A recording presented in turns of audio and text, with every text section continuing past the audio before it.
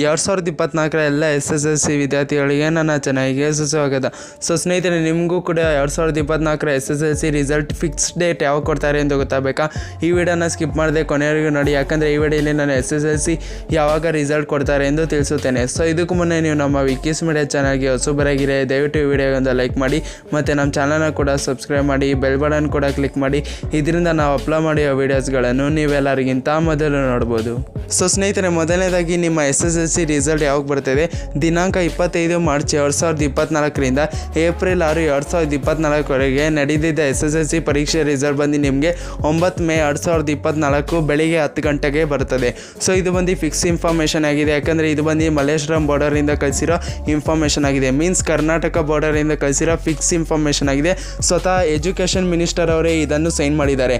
ನಿಮ್ಮ ರಿಸಲ್ಟ್ ಬಂದು 9 ಮೇ 2024 10 ಗಂಟೆಯಲ್ಲಿ ಬರುತ್ತದೆ, ಬೆಳಗಿನ 10 ಗಂಟೆಯಲ್ಲಿ ಬರುತ್ತದೆ. ಸ್ನೇಹಿತರೆ, ಇಷ್ಟೇ. ಈ ವಿಡಿಯೋ ನಾನು ಇವಾಗಲೇ ಏನು ಮಾಡ್ತಿದ್ದೆ. ನಿಮಗೇನಾದರೂ ಈ ವಿಡಿಯೋ ಇಷ್ಟ ಆಗಿದೆ ದಯವಿಟ್ಟು ಒಂದು ಲೈಕ್ ಮಾಡಿ. ನೆಕ್ಸ್ಟ್ ವಿಡಿಯೋಲಿ ನಾನು SSLC ರಿಸಲ್ಟ್ ಹೇಗೆ ಚೆಕ್ ಮಾಡೋದೆಂದು ವಿಡಿಯೋ ಮಾಡುತ್ತೇನೆ. ದಯವಿಟ್ಟು ಆ ವಿಡಿಯೋನ ನೋಡಿ.